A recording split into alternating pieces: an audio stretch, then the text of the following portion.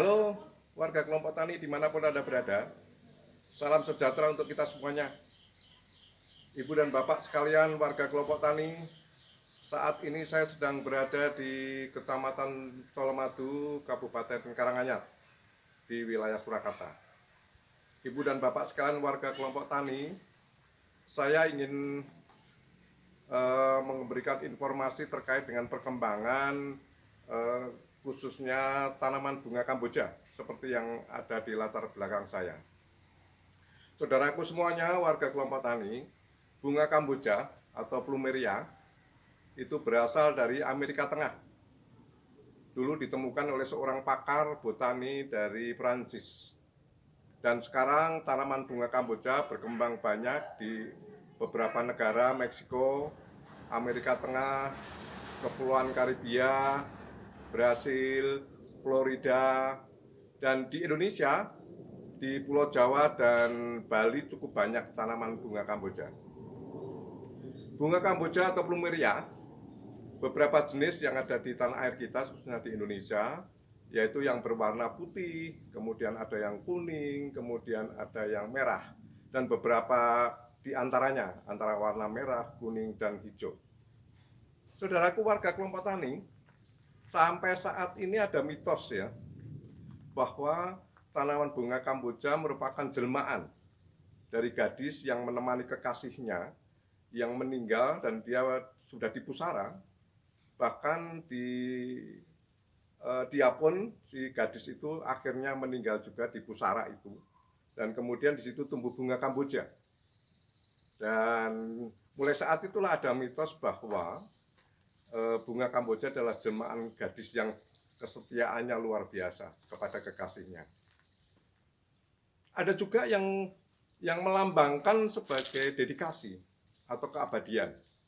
Kemudian juga tentang kelahiran dan kematian. Jadi dedikasi atau kesetiaan inilah yang banyak dilambangkan oleh beberapa warga yang mempercayai terkait dengan bunga kamboja ini atau plumeria. Bagi orang Bali, ini ada kekhususan, di sana banyak tanaman bunga kamboja yang berwarna kuning dan merupakan bunga sakral. Mereka merupakan sarana atau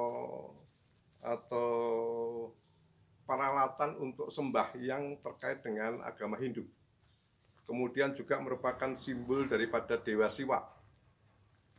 Ibu dan Bapak sekalian warga kelompok tani, kalau terkait dengan khasiatnya, bunga kamboja merupakan bunga yang mempunyai kandungan antioksidan tinggi, terutama bagian getahnya. Di situ ada alkaloid, kemudian ada tanin, kemudian ada flavonoid, ada triterpenoid. Bunganya sendiri kalau diseduh dengan teh misalnya begitu, dia akan merupakan sebuah minuman herbal yang banyak bermanfaat. Terkait dengan esensial oilnya, itu juga bisa melembabkan kulit dan menghaluskan. Ibu dan Bapak sekalian, warga kelompok tani, saya akan lebih banyak bicara tentang organisme pengganggu pada tanaman bunga kamboja ini. Saat ini bunga kamboja dimanapun Anda berada, banyak terkena serangan penyakit jamur.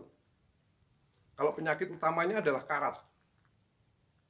Dan ini banyak merebak di mana-mana. Sekarang ini di beberapa pertamanan yang ada bunga kamboja. Ada bunga karat, plumeria leaf disease atau plumeria ras fungus yang disebabkan oleh jamur Coleosporium plumeria. Yang disebabkan oleh jamur Coleosporium plumeria. Dan faktanya di lapangan ini sulit dikendalikan. Baik itu dengan menggunakan beberapa jenis pestisida maupun beberapa bahan-bahan hayati yang lain. Sangat sulit. Bahkan pestisida nabati juga tidak mampu mengendalikan cendawan ini. Yang menyerang daun, terutama pada daun-daun tua, ya, daun tua itu biasanya di bawah permukaan daun itu ada warna kuning-kuningan itu ya. Kuningan itu kemudian menyebar ke daun berikutnya, dan seterusnya. Jadi kalau dibiarkan, tanaman kamboja mungkin akan mati. Dan ini berkembang di beberapa daerah tropis karena cendawan ini cenderung untuk berkembang pada saat habitat itu menjadi lembab dan hangat gitu. Jadi lebih banyak di daerah tropis ini terjadi. Dan dalam waktu 2 bulan biasanya kalau tidak segera dikendalikan, ya daun itu akan menjadi mengering dan kemudian lama-lama juga akan mati. Gejala adalah bintik kuning biasanya di atas permukaan daun. Ada bintik kuning dan ketika kita balik, bagian bawah daun itu banyak lesi orange, ya. Lesi orange yang merupakan bubuk yang berkorelasi. Jadi lesi ini menghasilkan pustula dan kemudian daun mengeriting, terdistorsi kemudian menjadi coklat abu-abu dan kering jatuh.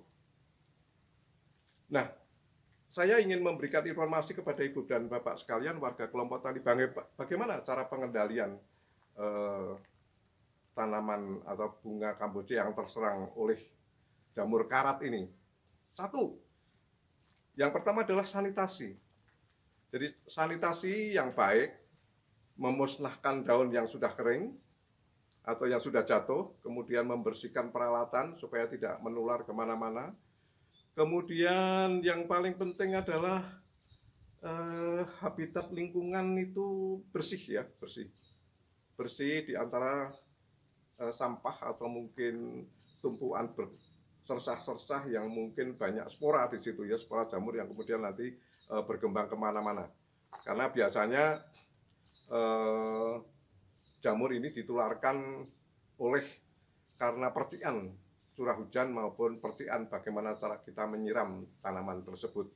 Mereka memercikkan beberapa spora yang banyak bertaburan di situ dan menempel ke daun-daun yang basah. Dan kemudian berkembanglah di situ. Kemudian yang kedua, kalau kemudian sanitasi yang baik sudah, kemudian perlu sanitasi aplikasi insektisida atau fungisida ya. Fungisida pada daun-daun yang dan terkena dan tanah di sekitar.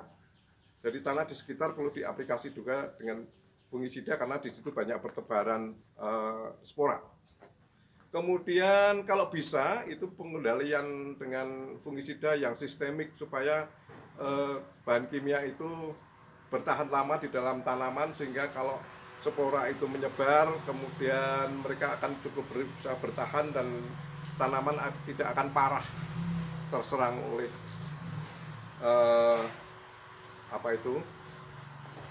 spora. Kemudian ada beberapa varietas yang perlu saya informasikan kepada Ibu dan Bapak sekalian, yaitu varietas yang resisten, sebetulnya banyak itu ditemukan, terutama 2, yaitu Plumeria stenopetala dan Plumeria carasasana.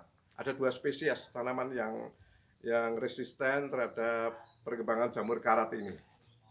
Kemudian kami sarankan kepada penataan taman, sebaiknya di beberapa taman itu menggunakan beberapa varietas yang beragam. Artinya tidak satu seragam gitu, sehingga kalau yang satu terserang kemudian yang lain tidak mudah terserang, sehingga tidak semuanya terserang oleh jamur karat ini. Pengendalian secara preventif akan lebih baik. Ada produk pestisida sebetulnya organik yang ramah lingkungan, yaitu Anthus, tetapi mungkin di sekitar Ibu dan Bapak sekalian tidak ada ya. Tetapi mungkin kalau dicoba di online mungkin ada. Yaitu Anthus yang berbahan aktif itu hayati sehingga tidak berpengaruh atau tidak membahayakan lingkungan. Saudaraku warga kelompok tani dimanapun Anda berada, ada hal yang penting yang ingin saya informasikan kepada Ibu dan Bapak sekalian terkait dengan tanaman samboja ini atau kamboja ini, yaitu terkait dengan bunga refugia. Jadi kalau kita mengenal bunga refugia selama ini adalah bunga kenikir, sekarang saya informasikan kepada Ibu Bapak sekalian bahwa tanaman bunga kamboja ini mampu juga berfungsi sebagai refugia, di mana habitat ini disukai oleh beberapa musuh alami terkait dengan parasitoi telur, penggerek batang padi, di mana di situ di dalam pengujian kita temukan ada Tetrasticus, ada Telenomonas. Jadi di antara Tetrasticus dan Telenomonas ada parasitoid lain, yaitu Tetragama, tetapi tidak banyak. Tapi yang banyak yaitu tadi Tetrasticus dan Telenomus. Saudaraku warga kelompok tani, tolong diamati. Di beberapa daerah yang sekitarnya ada tanaman bunga kamboja, terutama yang kuning, kebanyakan juga aman dari serangan penggerek batang padi. Silahkan pengujian ini ditindaklanjuti. Jadi kalau ini terbukti, itu bukan main, yang sangat bermanfaat dan dapat membantu warga kelompok tani untuk mengendalikan penggerek batang padi. Demikian Ibu dan Bapak sekalian, informasi sementara dari kami. Terima kasih, salam sukses.